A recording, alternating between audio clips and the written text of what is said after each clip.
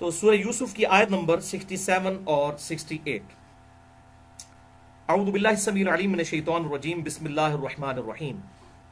وقال یا بنی، انہوں نے کہا کہ اے میرے بیٹو. یعقوب علیہ السلام نے اپنے 11 بیٹوں کو اب نصیحت کی اکٹھی. 12 میں تو یوسف علیہ السلام تھے، 11 یہ بیٹے، بنیامین سمیت 10 بیٹے وہ اور بنیامین 11واں.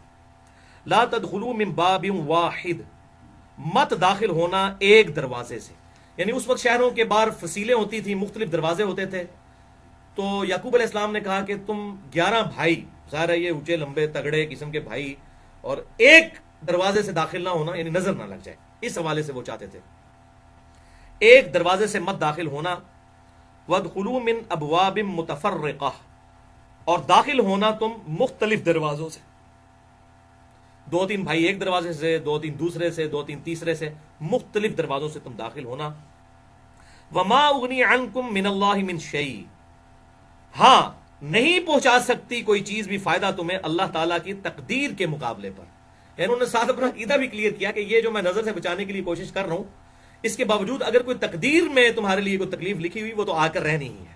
میری یہ تدبیر جو ہے تمہیں روک نہیں سکتی. تقدیر والا معاملہ، البتہ نظر جو ہے وہ برحق ہے، وہ انشاءاللہ بخاری مسلم کی احادیث کی روشنی میں بتاؤں گا کہ نظر تو لگ جاتی ہے. البتہ اگر نظر والا معاملہ نہ بھی ہو اور کوئی تقدیر والا معاملہ ہونا ہو اللہ کی طرف سے، وَلَنَبْلُوَنَّكُمْ بِشَيْءٍ مِّنَ الْخَوْفِ وَالْجُوعِ، اللہ کی طرف سے کوئی آزمائش آنی ہو تو وہ تو آ کر رہے گی. ان الحکم الا للہ، حکم تو نہیں ہے مگر اللہ ہی کا. علیہ توکلت، اسی پر میں نے بھروسہ کیا. وعلیہ فلیتوکل المتوکلون، تو توکل کرنے والوں کو اسی ہستی پر توکل کرنا چاہیے. ولما دخلوا من حیث امرهم ابوہم، جب وہ مصر میں داخل ہوئے اسی طریقے سے جیسا کہ ان کے باپ نے انہیں حکم دیا تھا.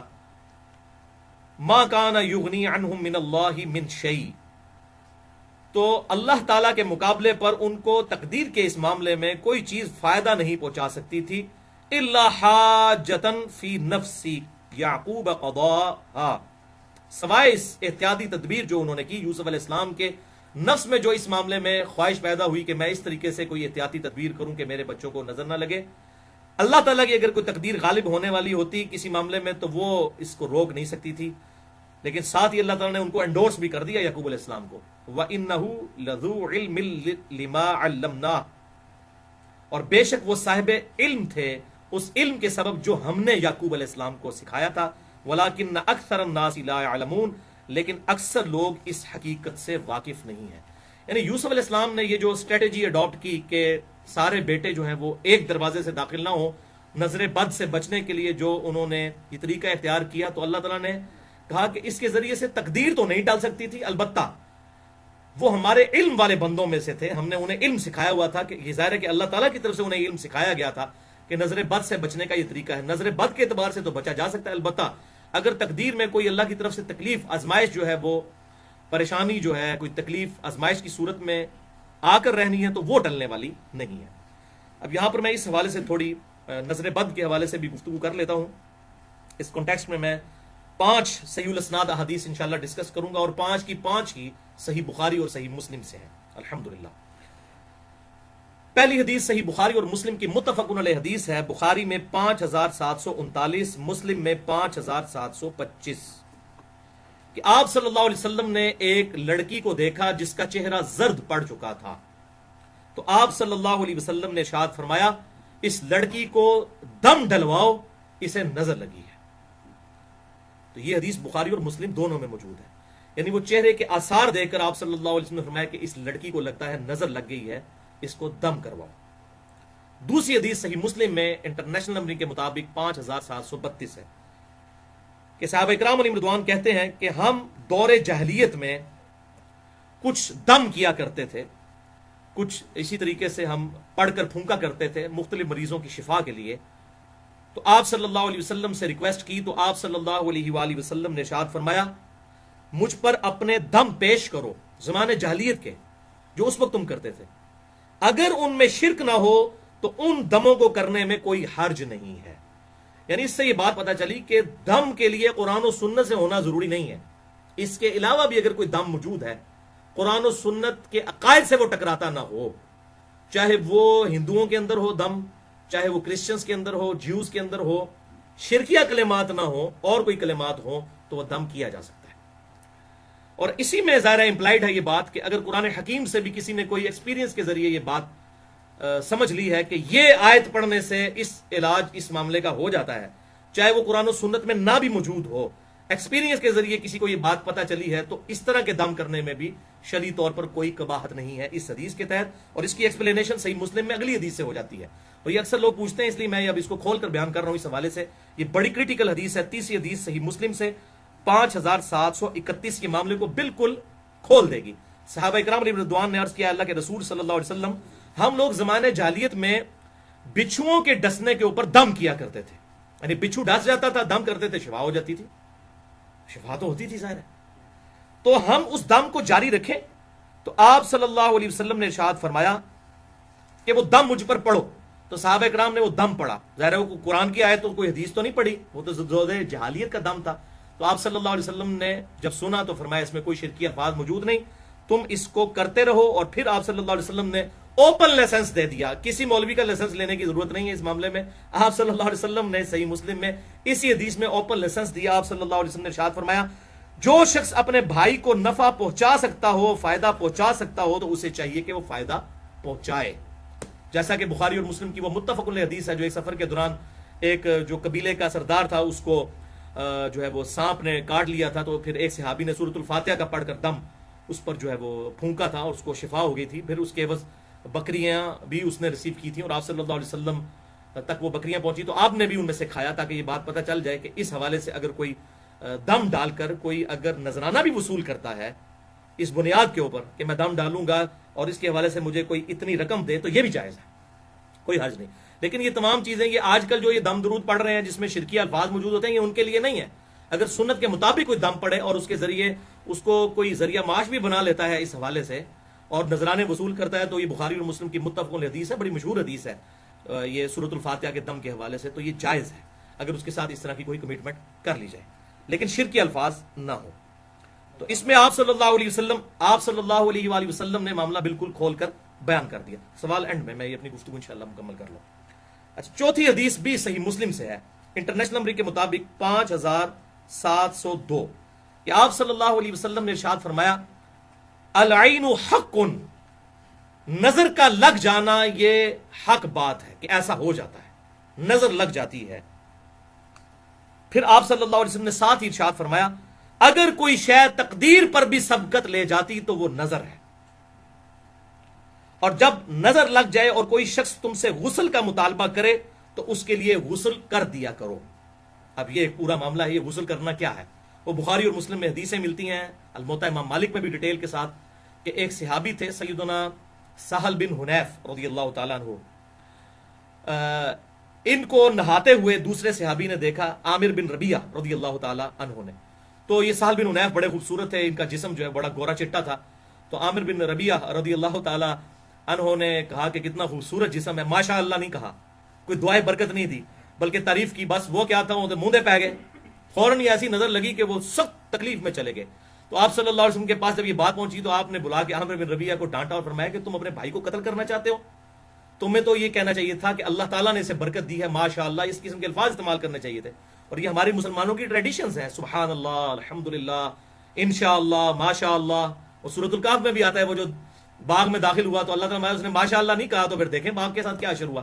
تو ایون اپنے بیوی بچوں کو، اپنے خاندان کو دیکھنا اور کسی بات سے خوش ہو، اپنی نظر بھی بعض کا انسان کی لگ جاتی ہے، تو فوراً پڑھنا چاہیے ماشاء اللہ جیسا اللہ نے چاہا. ٹھیک ہے، لا حول ولا قوت الا باللہ. تو اس قسم کے کلمات اللہ کی طرف ان چیزوں کو منسوب کرنا چاہیے، ورنہ نظر لگ جاتی ہے، یہ برحق ہے نظر کا لگ جانا. تو کتنے الفاظ زبردست ہیں صحیح مسلم 5702 کہ اگر تقدیر پر بھی کوئی بات غلبہ پا لیتی، اگر یہ ہوگا تو نہیں لیکن اگر پا سکتی، تو یہ اتنی سٹرونگ چیز ہے نظر کا لگ جانا. جب غسل کا مطالبہ کیا جائے تو غسل کرو. اور وہ میں واقعہ سنا رہا تھا جو آپ بخاری اور مسلم میں، الموطا امام مالک میں بھی ڈیٹیل کے ساتھ ہے، مشکات میں بھی موجود ہے. تو سہل بن حنیف جو ہے ہوتے مندے ہی پہ گئے، ظاہر ہے کہ ان کو اتنی سخت نظر لگ گئی. تو آپ صلی اللہ علیہ وسلم نے عامر بن ربیعہ کو بلا کر فرمایا تم اپنے بھائی کو قتل کرنا چاہتے ہو، اس کے لیے برکت کی دعا کرتے اگر تم نے اتنا اس کا خوبصورت جسم دیکھا تھا. تو آپ صلی اللہ علیہ وسلم نے پھر ان کے لیے علاج تجویز فرمایا کہ یہ عامر بن ربیعہ جس کی نظر لگی ہے یہ غسل کرے، اپنے ہاتھ پاؤں اور اپنا چہرہ یہ سب کچھ دھوئے یا وضو کرے، اور اس پانی کو ایک جو ہے برتن میں جمع کیا جائے، پھر اس پانی کے ساتھ وہ شخص غسل کرے کہ جس کو نظر لگی ہے. تو ایسا جب کیا گیا تو ان کی نظر اتر گئی، وہ بالکل ٹھیک ہو گئے. تو یہ وہ مسلم میں جو الفاظ ہیں، جب غسل کا مطالبہ کیا جائے تو غسل کر دینا چاہیے. تو آپ سے بھی اگر کوئی مطالبہ کر دیتا ہے کہ جی جناب غسل کرو، لگتا ہے تہاڈی نظر لگی ہے، تو پھر مطالبہ پورا کرنا ضروری ہو جائے گا اس حوالے سے. تو اس کے لیے پورا غسل کرنا ضروری نہیں ہے. اس میں بھی الفاظ موجود ہیں کہ وہ اس صحابی نے وضو کیا، اپنے چہرے پہ پانی ڈالا، یہ چھوٹا غسل ہی ہوتا ہے نا وضو جو ہے، اور ہاتھ جو ہے کونیوں تک دھوئے، تو اس طریقے سے پاؤں دھوئے، تو وہ پانی جمع کیا گیا، پھر اس سے غسل کروایا گیا. تو سہل بن حنیف رضی اللہ تعالیٰ عنہ کو اللہ تعالیٰ نے اس کی برکت سے شفا دے دی. اچھا، 5ویں حدیث. اب یہ تو ساری باتیں ہوں گی، اتنی ڈینجرس. علاج کیا ہے ان چیزوں کا؟ اصل چیز تو یہ ہے نا، اکثر لوگ پوچھ رہے ہوتے ہیں نظر کا علاج کیا ہے، نظر کا دم کیسے ڈالا جائے. تو دم تو مختلف لوگوں نے ایکسپیرینس سے بھی حاصل کیے ہیں. سورہ قلم کی جو آخری آیات ہے، وَإِن يَكَادُ الَّذِينَ كَفَرُوا لَيُزْلِقُونَ، یہ میں آپ کو پڑھ کے بھی سنا دیتا ہوں، اس کا تھوڑا ترجمہ بھی اس حوالے سے. یہ بڑی امپورٹنٹ آیات ہے، یہ حدیث میں تو نہیں ہے لیکن لوگوں کا ایکسپیرینس ہے نظر بد کے حوالے سے. سورہ قلم جو ہے، سورہ الملک سے جو فوراً بعد آگے صورت ہے وہ سورہ ہے سورہ قلم. تو اس کی آخری آیات جو ہیں، آخری آیت 51 اور 52 جو ہے، وَإِن يَكَادُ الَّذِينَ كَفَرُوا لَيُزْلِقُونَكَ بِأَبْصَارِهِمْ لَمَّا سَمِعُوا الذِّكْرَ، کہ یہ کافر تو یہ چاہتے ہیں کہ وہ ضرور تمہیں نظر لگا دیں اپنی آنکھوں کے ذریعے جب وہ الذکر قرآن سنتے ہیں. تو یہ کافروں نے باقاعدہ بندے بلائے تھے نظر لگانے والے کہ آپ صلی اللہ علیہ وسلم کو نظر لگا دیں کس طریقے سے. تو آپ صلی اللہ علیہ وسلم جب قرآن پڑھتے تھے تو وہ ایسے نظر سے دیکھتے رہتے تھے کہ حضور صلی اللہ علیہ وسلم کو کسی طریقے سے نظر لگ جائے تو یہ جو دعوت ہے رک جائے. اب ان کو کیا پتا تھا، وہ تو اللہ کے پیغمبر ہے، وہ تو اللہ کی حفاظت میں ہے. تو یہ وہ اس بات کا ذکر ہوا. تو اب لوگوں نے ڈسکوری کی کہ یہ نظر کے اوپر یہ آیات نازل ہوئی ہیں تو یہ پڑھ کے پھونکیں. تو اگر اس طرح کسی کا ایکسپیرینس ہوتا ہے کسی حوالے سے، تو آپ صحیح مسلم کی حدیث سن چکے ہیں 5732 کے، اگر اپنے بھائی کو، اور 5731 کوئی نفع پہنچا سکتا ہے اپنے ایکسپیرینس کے ذریعے کسی حوالے سے، تو ایون قرآن و سنت سے ہٹ کر بھی کوئی دم ہو، شرکیہ نہ ہو، تو وہ دم کر سکتے ہیں آپ، اس میں کوئی مسئلہ نہیں ہے.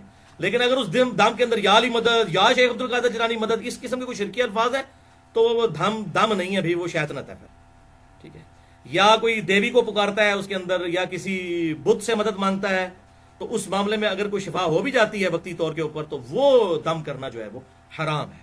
بعض اوقات انہی شیاطین کی طرف سے غلبہ ہو جاتا ہے، اور یہ اکثر اوقات شیاطین جب غلبہ کرتے ہیں تو کہتے ہیں فلاں جو ہے وہ جو ہے، خصوصاً انڈیا کے اندر ایسا ہوتا ہے، فلاں جو ہے وہ بت کے اس دربار پر لے جاؤ جہاں پر ان کا وہ سارا میلہ ٹھیلا لگا ہوتا ہے، تو لوگوں کو وہ جنات اتر جاتے ہیں. وہ بیسیکلی وہ شیاطین ہوتے ہیں جو لوگوں کا عقیدہ خراب کرنا چاہتے ہیں. ادھر بھی ہوتا ہے بعض کا، تو کہتے ہیں فلاں دربار پہ لے گئے کہ ٹھیک ہو گئے، اسی دربار تو ہی شیطان آئے ہوتے ہیں، جن چڑھے ہوتے ہیں، اسی واسطے کہ لوگوں کو قرآن و سنت سے ہٹا کر اس طرح کے معاملات کیے جائیں.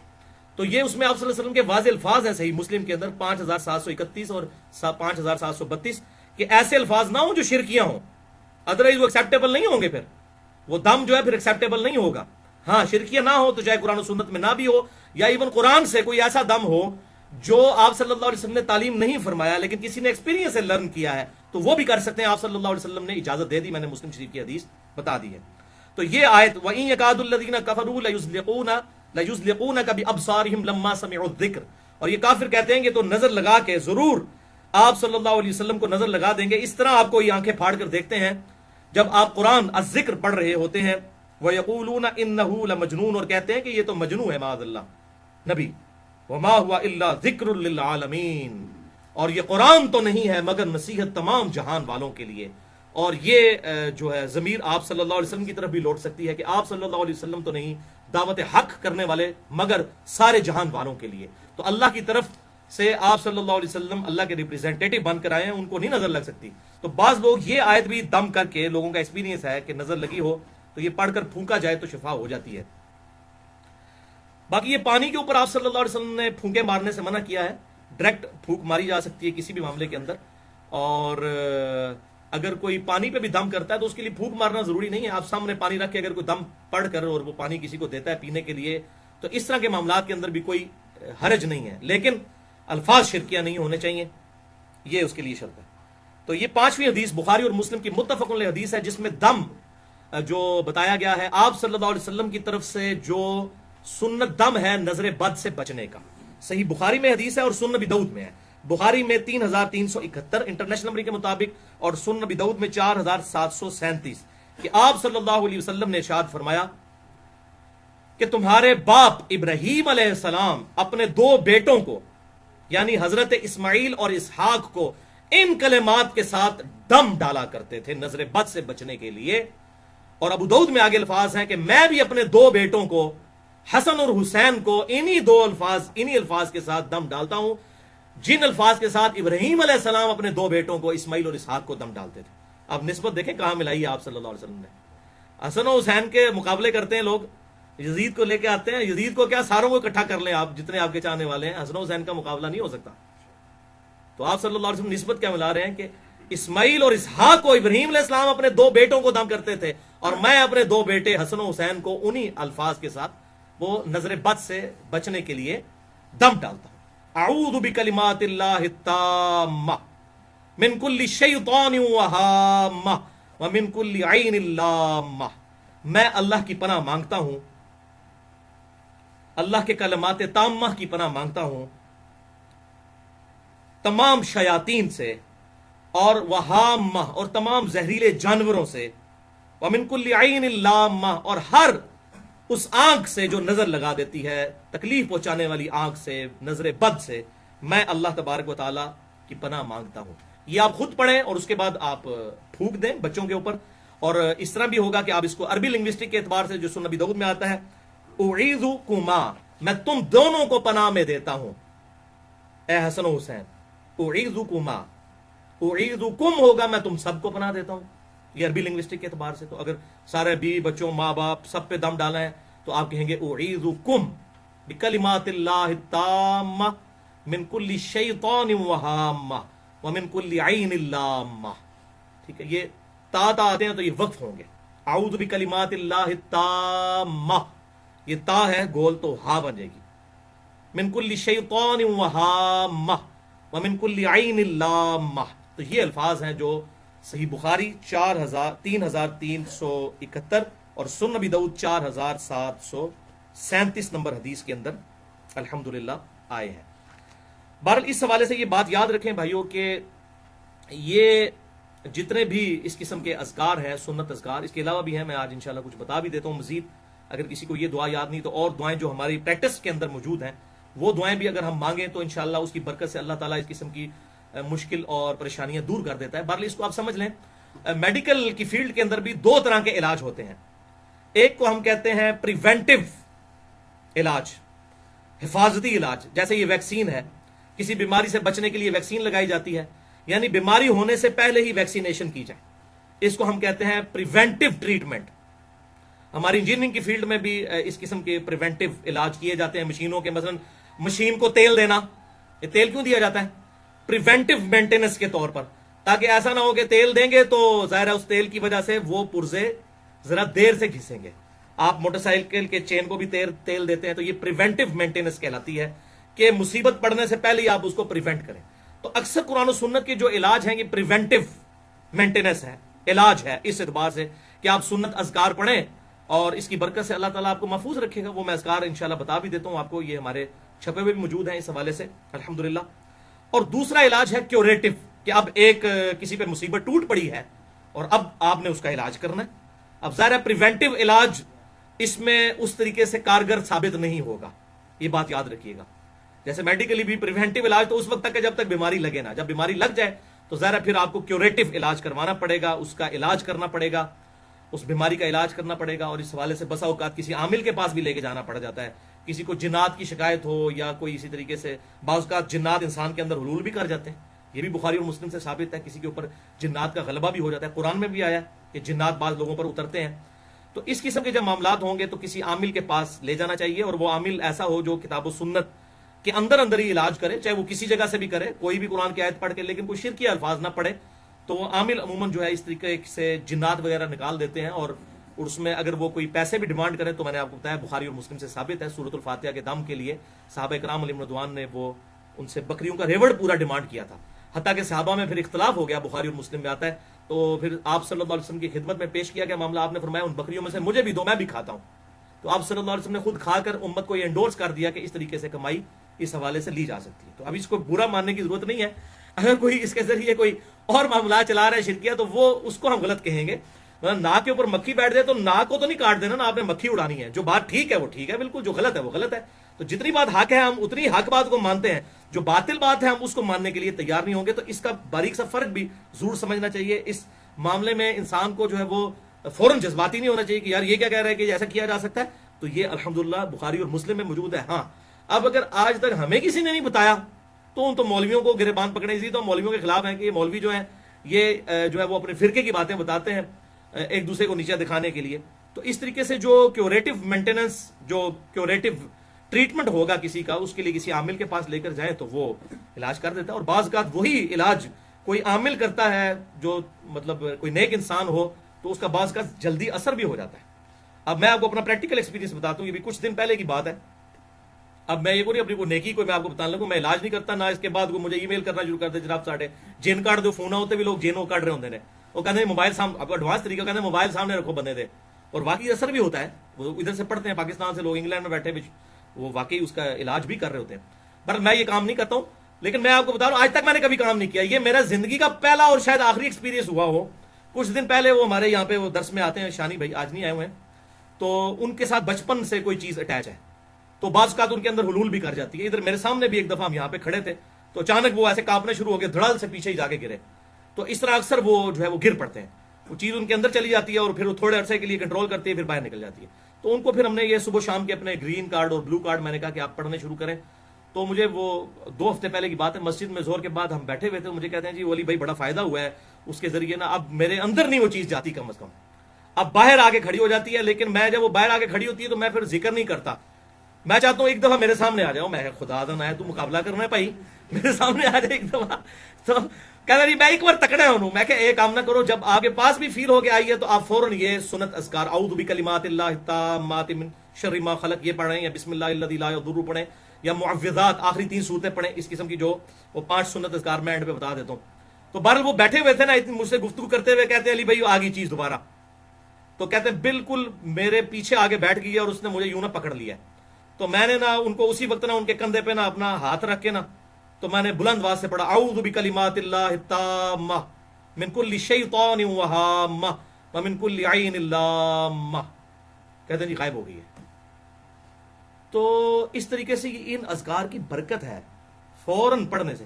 تو میں نے کہا بھائی آپ یہ دعا بھی یاد کریں اور فوراً پڑھا کریں، مقابلہ نہ کریں کسی کے ساتھ، اپنی روحانیت کو کوئی ٹیسٹ نہیں کروانا کسی نے. جب ایسے معاملات ہوں تو اللہ تعالیٰ کے آپ پناہ میں آنے کی کوشش کریں سنت اذکار کے ذریعے. اس حوالے سے میں نے بڑی ڈیٹیل گفتگو کی ہے، مسئلہ نمبر 82 کے نام سے اسماء اعظم جو ہیں سنت اذکار، اور اس میں نے یہ اپنے جو بلو کارڈ اور گرین کارڈ ہے ان کا تعارف بھی اس میں کروایا تھا. یہ دنیا دار لوگ بھی گرین کارڈ اور بلو کارڈ دیتے ہیں اور ہم بھی دیتے ہیں. یہ گرین کارڈ جو ہے یہ فرض نماز کے بعد کے اذکار ہیں اور بلو کارڈ صبح و شام کے سنت اذکار ہیں. تو یہ الحمدللہ ہماری جو ویب سائٹ ہے sunnatpark.com، اس پہ اس کا اوریجنل PDF کورل ڈرا کی فائل سے ہم نے جو ہے وہ ڈیٹیکٹ کر کے ڈالا ہوا ہے. وہ 5 MB کی فائل ہے، وہ اپنے آپ اس پہ کریں. اس کا اینڈرائڈ بھی انشاءاللہ ایک بھائی ہمارے بنا رہے ہیں، وہ اینڈرائڈ بھی اس کا بن جائے گا، آپ کے اینڈرائڈ فونز کے لیے اویلیبل ہوگا. بل یہ PDF فارم میں تو بلو کارڈ اور گرین کارڈ ضرور ڈاؤن لوڈ کریں. اور یہ الحمدللہ ہم نے اب ہزاروں کی تعداد میں چھپوائے ہیں، انشاءاللہ آپ کو مل بھی جائیں گے.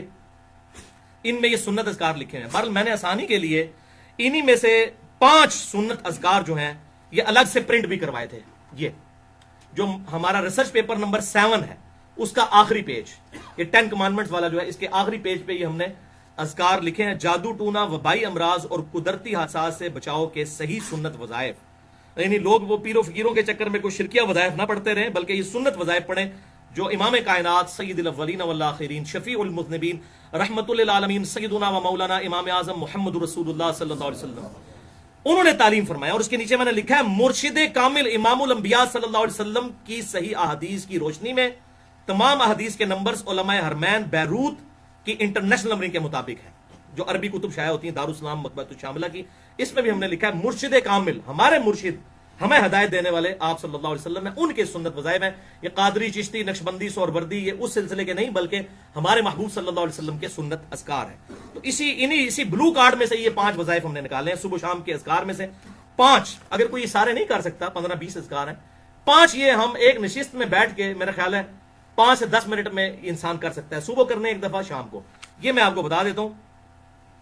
بہرحال اللہ کی طرف سے تکلیف تو آئیں گی. اکثر لوگوں کو جنات کا مسئلہ ہو جاتا ہے، آسیب کا مسئلہ ہو جاتا ہے، لوگ پریشان ہوتے ہیں جی یہ کہاں سے بیماری آ گئی. اور جب پوچھے تو اکثر لوگ نماز روزہ بھی نہیں کرنے والے ہوتے، تو کہتے ہیں مصیبت کہاں سے آ گئی؟ مصیبت تو سب سے بڑی آپ کی یہ ہے، پھر سنت اذکار نہیں کرنے والے ہوتے. پھر اس کے باوجود بھی اگر کسی کے ساتھ کوئی ایسا مسئلہ بن جائے تو وہ سنت اذکار کے اوپر استقامت اختیار کرے، اپنے آپ کو امپروو کرنے کی کوشش کرے، انشاءاللہ آپ کی روحانیت مضبوط ہوگی. تو اس حوالے سے معاملات سیدھے ہو جائیں گے. میں نے اسماء اعظم اور دعا کی قبولیت اور سنت اذکار یہ گرین اور بلو کے حوالے سے مسئلہ نمبر 82 میں یہ گفتگو کی ہے، کس طریقے سے یہ سنت اذکار فائدہ پہنچاتے ہیں، کون سی اسماء اعظم ہے جس کے ذریعے دعا قبول ہوتی ہے. بہرحال وَلَنَبْلُوَنَّكُمْ بِشَيْءٍ مِّنَ الْخَوْفِ وَالْجُوعِ وَنَقْصٍ مِّنَ الْأَمْوَالِ وَالْأَنفُسِ وَالثَّمَرَاتِ. ہم ضرور آزمائیں گے تمہیں خوف کے ذریعے، بھوک کے ذریعے، جان اور مال میں نقصان کے ذریعے. اللہ تعالیٰ نے چیک ضرور کرنا ہے. تو یہ آزمائشیں انسان پہ ضرور آتی ہیں. آپ دیکھیں کینسر بھی تو کسی کو ہو جاتا ہے، لوگ کہتے ہیں جنات کیوں چڑھ گئے جی میرے اوپر، تو آپ مجھے جنات کو تو چھوڑ دیں، کینسر بھی تو انسان کو ہو جاتا ہے. اس کی بھی آپ وجہ تلاش کریں گے، کسی نے کینسر کروا دیا. اکثر تو ہمارے کچھ ہو جائے تو فوراً تلاش میں جادو ٹونا کسی نے کروا دیا. نہیں، سارا جادو ٹونا انڈیا پاکستان بنگلہ دیش جی واڑا ہے، اور کدھر نہیں ہے. ہوتا بھی ہے لیکن 99% نہیں ہوتا. ہمارے اپنے اعمال ہوتے ہیں یا بعض اوقات ہم پر آزمائش آتی ہے اور وہ نکل جاتی ہے آزمائش. آپ سنت اذکار کی طرف متوجہ ہوں، انشاءاللہ اللہ تعالیٰ حفاظت فرمانے والا ہے. تو یہ اس حوالے سے وہ اس چکر میں لوگ پڑ جاتے ہیں، خود کچھ کرنا نہ پڑے اور پھر وہ جو ہے وہ بابوں کی تلاش میں نکلتے ہیں، اور بعض کا پھر وہ اپنا ایمان بھی گوا بیٹھتے ہیں. اس حوالے سے کوئی شرکیہ اگر کوئی دم پڑھنے شروع کر دیں گے، کوئی ناد علی یا اس قسم کے الفاظ جس میں شرکی الفاظ موجود ہیں، تو وہ اس کی تو پڑھنے کی کوئی اجازت نہیں ہے.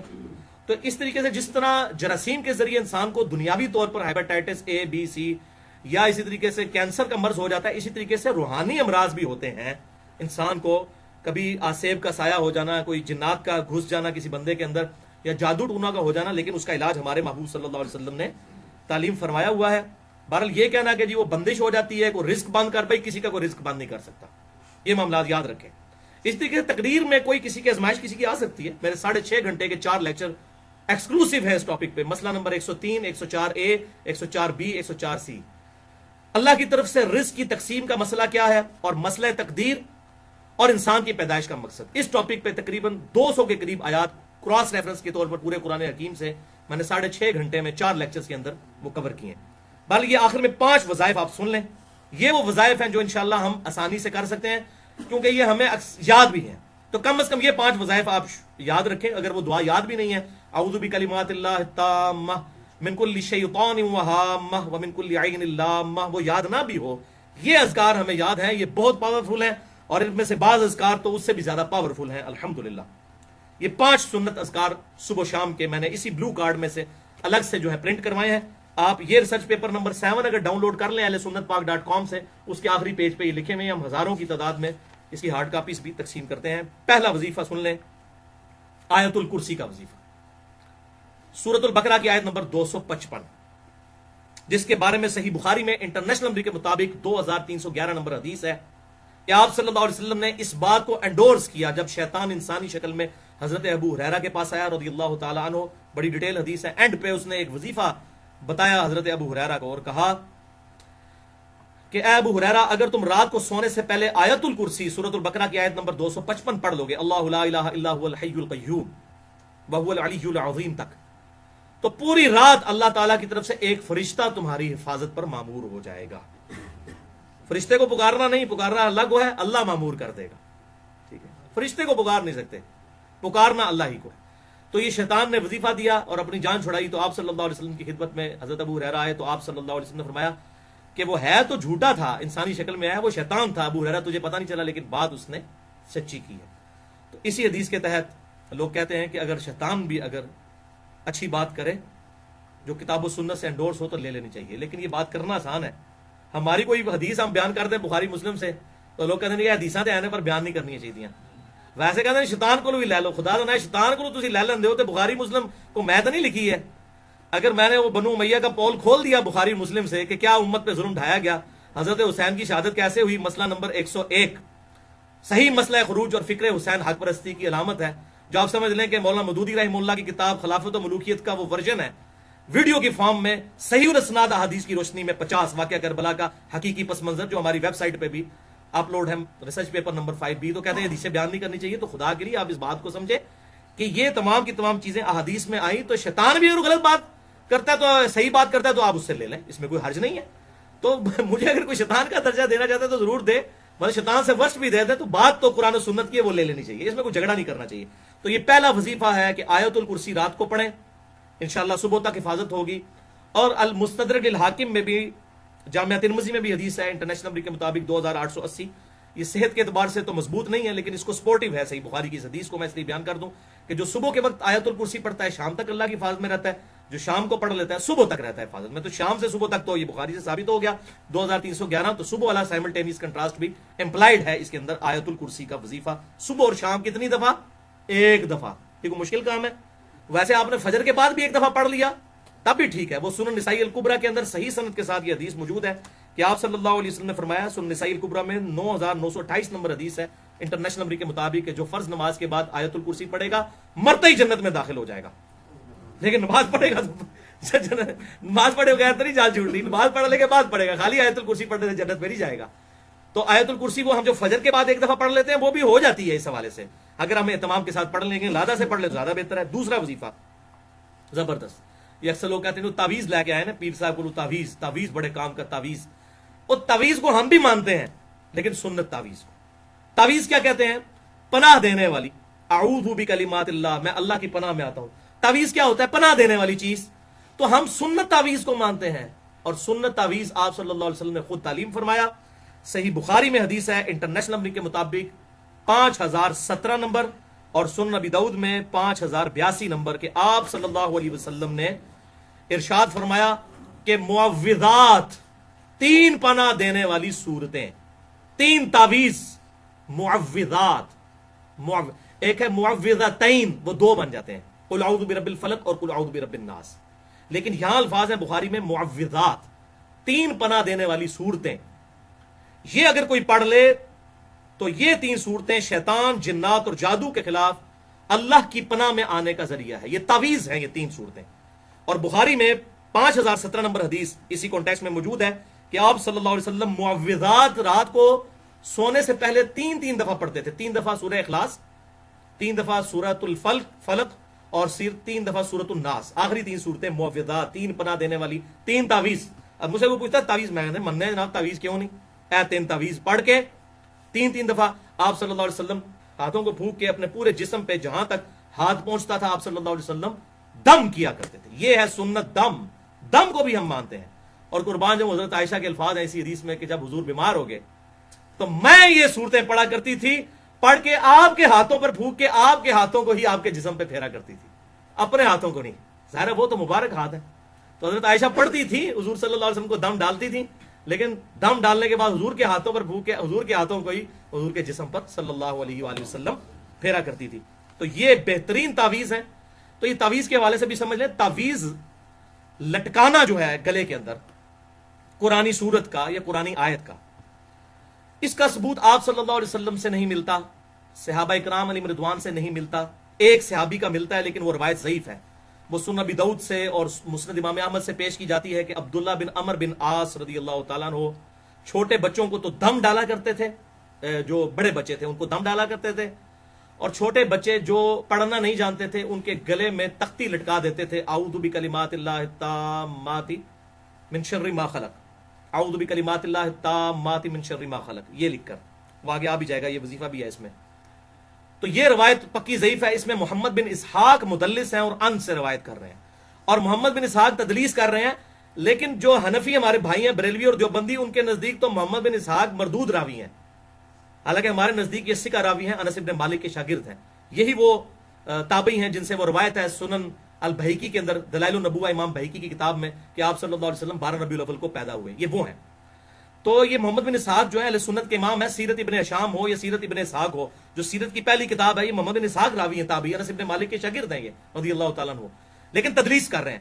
12 حنفیوں کے نزدیک تو یہ راوی ایکسیپٹیبل نہیں، تو وہ پھر بھی یہ جعلی روایت پیش کر رہے ہوتے ہیں، ہمارے نزدیک بھی روایت ضعیف تدلیس کی وجہ سے، وہ راوی سکا ہے لیکن ان سے روایت کر رہے ہیں۔ وہ آپ مسئلہ نمبر 36 دیکھ لیں گے، تدلیس کا ایشو کیسے ہی مسلم کے مقدمے کی روشنی میں۔ بہرحال ان کے نزدیک تو یہ راوی ایکسیپٹیبل نہیں، پھر بھی لوگوں جی وہ عبداللہ بن عمر بن عاص تختی لٹکاتے تھے، تو یہ بھائی ایک ہی روایت ہے، یہ ثابت نہیں ہے۔ البتہ تابعین سے ثابت ہے کہ وہ قرآنی آیات کے تعویذ لکھ کر گلے میں لٹکایا کرتے تھے بچوں کے، اور اسی سے امام ابن تیمیہ نے بھی یہ مسئلہ لیا اور اپنے فتاوی میں لکھا۔ اس لیے آپ کو بعض اہل حدیث ہمارے جیلم میں بھی کچھ عرصہ تک پہلے تک تو تعویذ لکھا کرتے تھے، وہ امام ابن تیمیہ کی وجہ سے۔ تو بھائی ہمارے نزدیک جو چیز آپ صلی اللہ علیہ وسلم اور آپ کے صحابہ سے ثابت نہیں ہے ہم اس کو ایکسیپٹ کرنے کے لیے تیار نہیں ہے ایز اے اس کو امت میں پھیلانے کے اعتبار سے.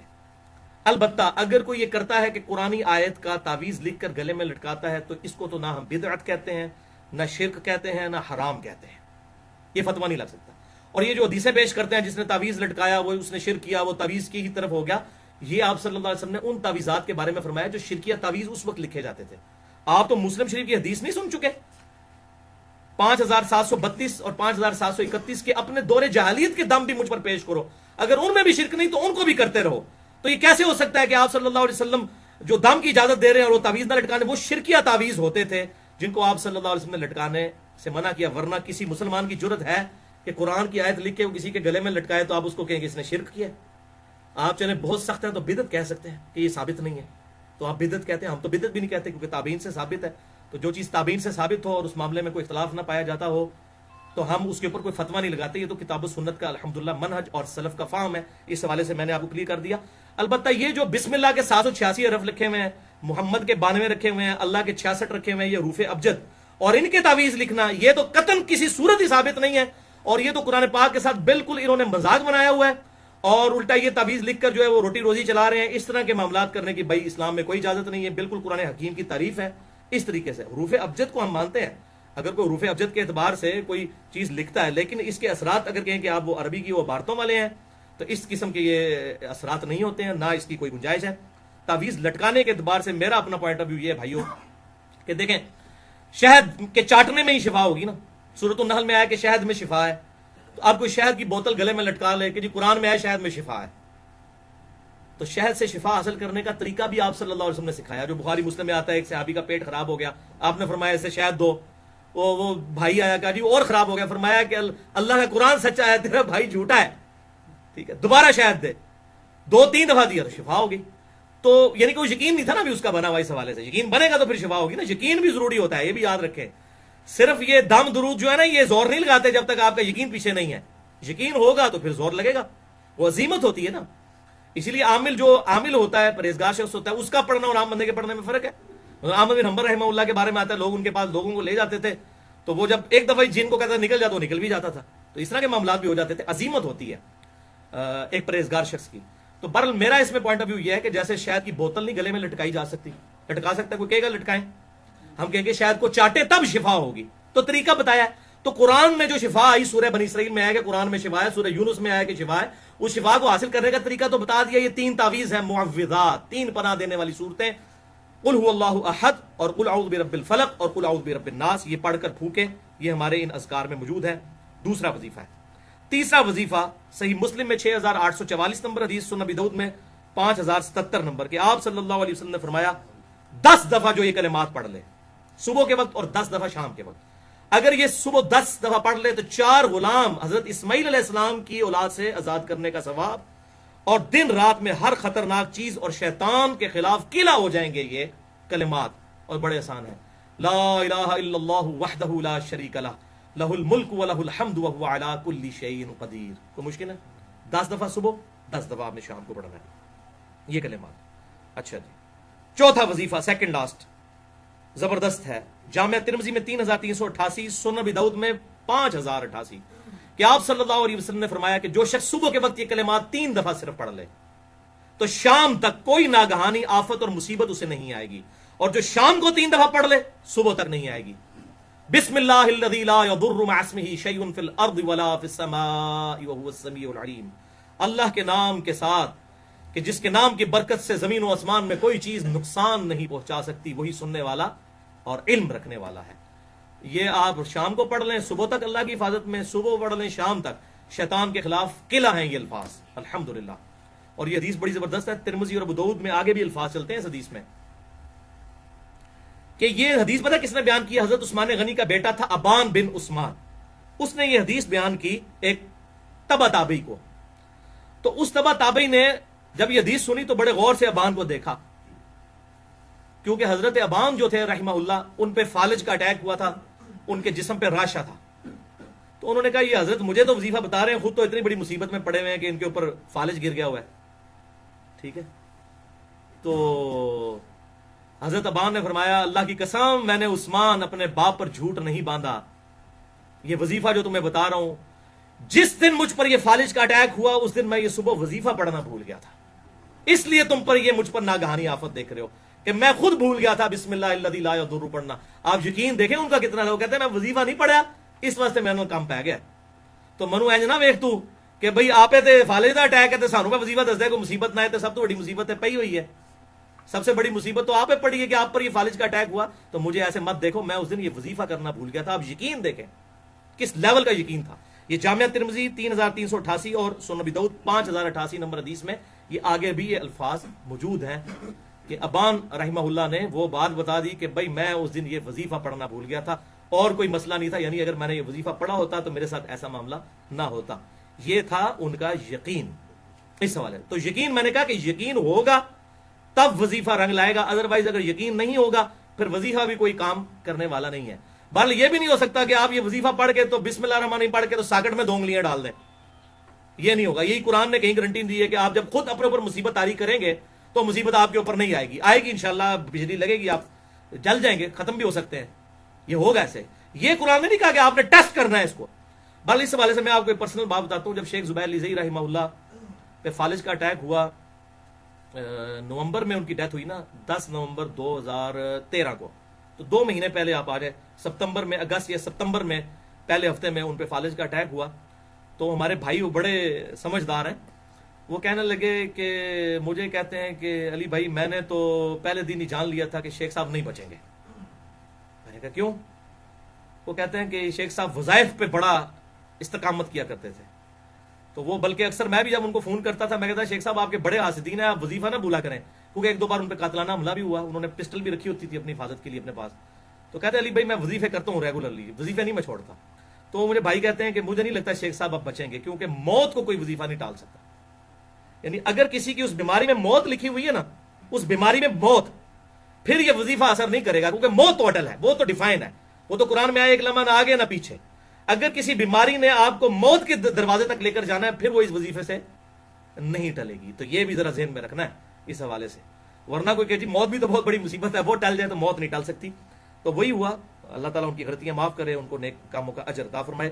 بالو ان کی جو علمی خدمات ہیں اس پہ میرا ویڈیو لیکچرز کے پروفز کے ساتھ مسئلہ نمبر 80 ریکارڈ ہے۔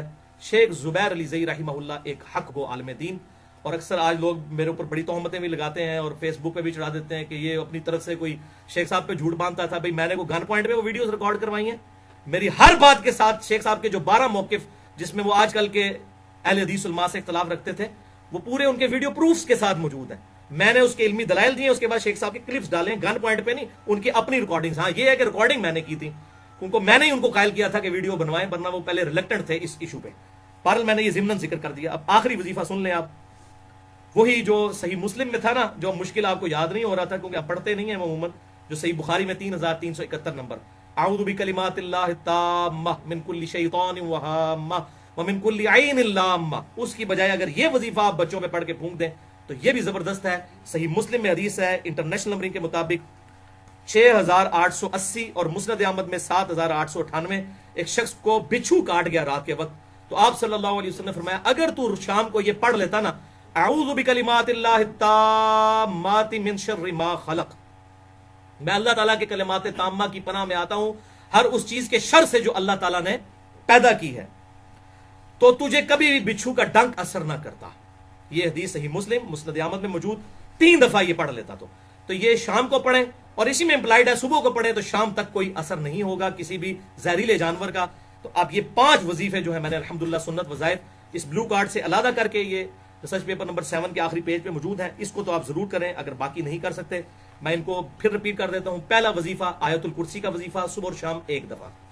دوسرا وظیفہ معوذات کا، 3 پناہ دینے والی صورتیں، آخری قرآن کی 3 صورتیں، سورۃ الاخلاص، سورۃ الفلق اور سورۃ الناس، 3 دفعہ رات کو سونے سے پہلے جسم پہ دم کرنا ہے، اور 3 دفعہ صبح کے وقت پڑھنی ہے، اور ہر فرض نماز کے بعد بھی پڑھنا ثابت ہے، فرض نماز کے اذکار میں گرین کارڈ میں آپ دیکھ لیجئے گا۔ تیسرا وظیفہ جو ہے وہ روزانہ 10 دفعہ پڑھنا ہے صبح کے وقت، لا الہ الا اللہ وحدہ لا شریک لہ لہ الملک ولہ الحمد وہو علی کل شیء قدیر، اور 10 دفعہ شام کو۔ شیطان اور جنات کے اگینسٹ اللہ تعالیٰ کی حفاظت ہوگی اور مضبوط قلعے میں آ جائیں گے۔ چوتھا وظیفہ صبح اور شام 3 دفعہ بسم اللہ الذی لا یضر مع اسمہ شیء فی الارض ولا فی السماء وهو السمیع العلیم. اور پانچواں وظیفہ صبح اور شام 3 دفعہ. ویسے حدیث میں شام کا ذکر ہے، صبح کا نہیں آیا، وہ اسی میں امپلائڈ ہے اجتہاداً. اعوذ بکلمات اللہ التامات من شر ما خلق. تو یہ اس کا ترجمہ بھی لکھا ہوا ہے گرین کارڈ پہ، بلو کارڈ پہ بھی، اور یہ ریسرچ پیپر نمبر 7 کا آخری پیج ہے. جادو ٹونا، وبائی امراض اور قدرتی حادثات سے بچنے کے صحیح سنت وظائف. اللہ تعالیٰ سے دعا ہے جو حق بات میں نے کہی اللہ تعالیٰ ہمارے دلوں میں راسخ فرمائے. اگر جذبات میں میرے منہ سے کوئی غلط بات نکل گئی تو اللہ تعالیٰ ہمارے دلوں سے معاف کر دے. ہمیں کتاب و سنت کی تعلیمات پر عمل کر کے دوسرے بھائیوں تک پہنچانے کی توفیق عطا فرمائے. سبحانک اللہم و بحمدک، اشہد ان لا الہ الا انت، استغفرک و اتوب الیک، وما علینا الا البلاغ المبین.